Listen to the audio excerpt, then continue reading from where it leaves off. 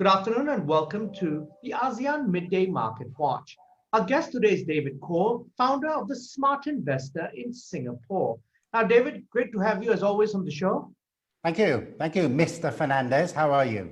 I'm good, thank you very much.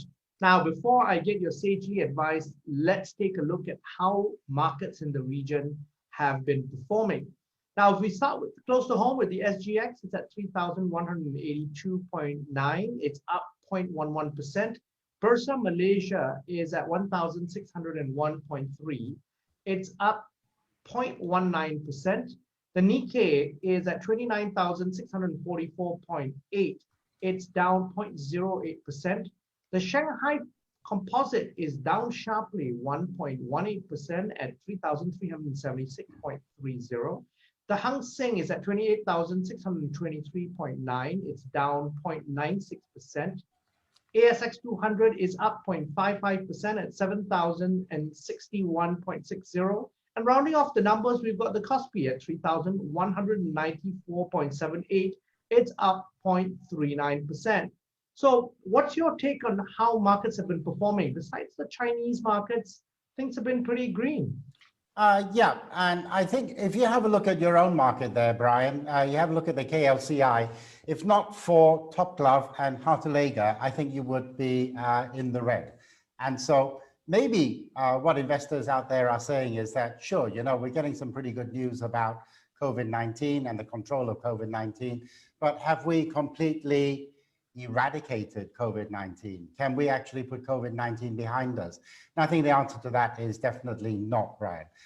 Yes, there are signs that certain parts of the economy are doing okay, but there are also other parts of the economy that are still being hampered by COVID-19. So consequently, that is why Top Glove and Hartalega are two of the best performers on the KLCI at the moment.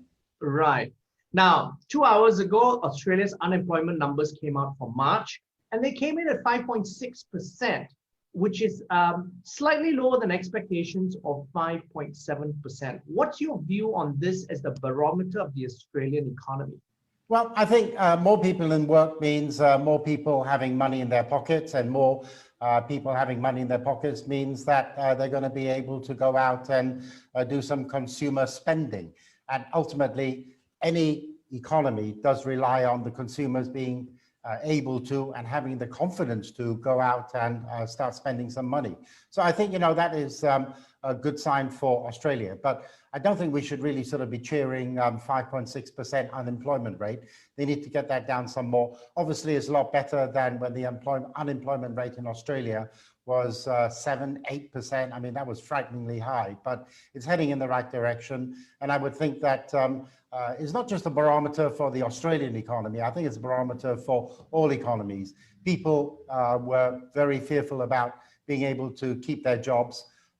Government spent a lot of money trying to ensure that people weren't going to go hungry if they were to lose their jobs.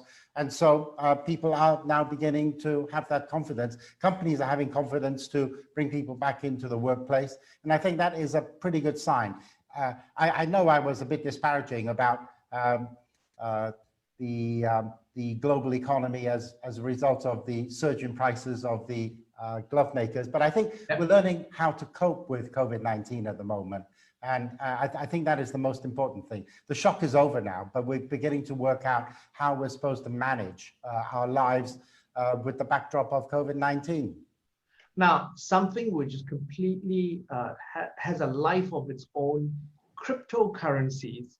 Now, completely disconnected with the global economy, Federal Chairman Jerome Powell overnight commented that cryptocurrencies are really a vehicles for speculation. Now, you're a value and income investor. What's your take on his comments now? It's a very strongly worded comment. Yeah, I think you have to be true to yourself, Brian, when you are in investing. Let me tell you a very quick story. I went out for dinner last night with my sister. We looked at the menu, and she first of all said, I quite like the sound of the steak tartare. So I didn't tell her what I was going to be ordering.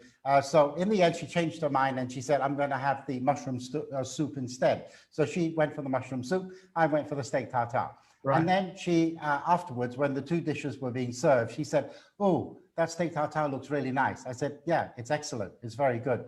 And you're not going to be, I'm not going to give you a taste. You should have ordered in the first place. And I think that is the same with investing. You have to be true to yourself. If you are an income investor, don't keep on looking over your shoulder or looking over at the other person and saying, hey, you know, you've done very well in cryptocurrencies. I'm doing okay as far as income investing is concerned. If my portfolios are growing at about sort of 10% a year compounded, I'm quite happy with that, Brian. I don't want to look at somebody else's portfolio and say, oh, I wish I bought some cryptocurrencies. You can't do that. You have to be true to yourself.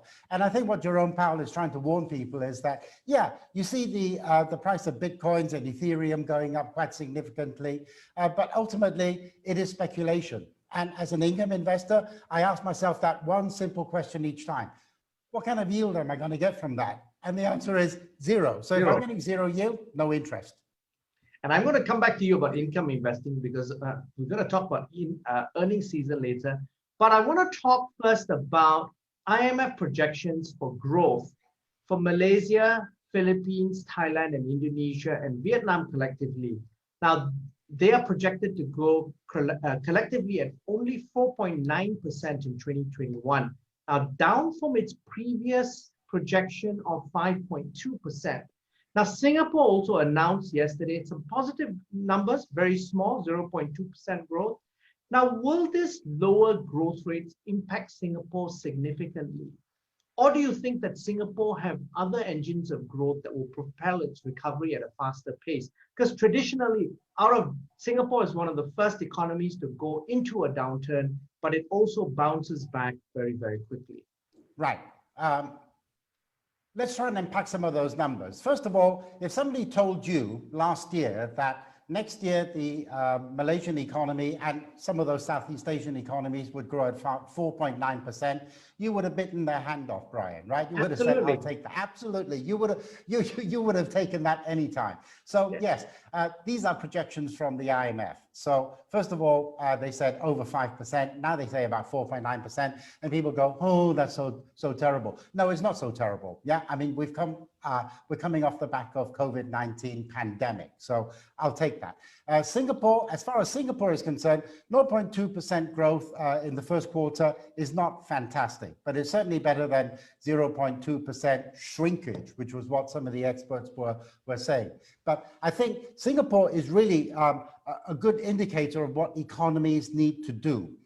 They need to rebalance their economy so that they're not reliant on or disproportionately reliant on certain sectors. You look at Thailand. Thailand is very heavily reliant on the tourism industry. That's right. And tourism is not going to recover. So Thailand needs to do a lot of work and try and get its economy back on an even keel, which is something that Singapore is doing. Singapore accepts the fact that tourism is not going to be great, but we still have manufacturing. We still have the services industry. We still have the finance industry. So it's working hard to try and sort of get those sectors of the economy to drive the whole of the Singapore economy going forward. And everybody needs to do that. I think COVID-19 was a wake-up call for a lot of people, Brian. Really, it was. That certain economies like Bali just thought, hey, you know, tourists will keep on coming regardless. And then suddenly they find that, nope, it's not going to happen.